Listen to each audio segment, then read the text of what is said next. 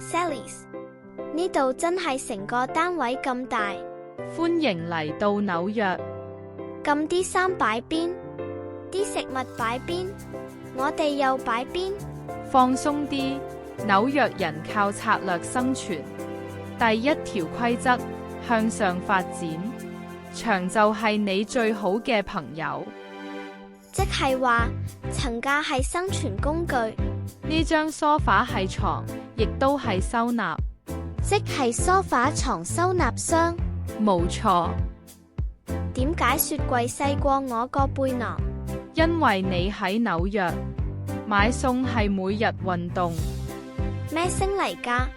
可能係樓上鄰居，可能係水管，可能係地鐵。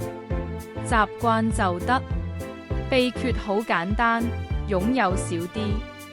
但係我鍾意我啲嘢。留低重要嘅，其餘放手。好啦，其實呢個細單位都唔算太差。唔係大細問題，係系統問題。歡迎嚟到紐約。我準備好啦。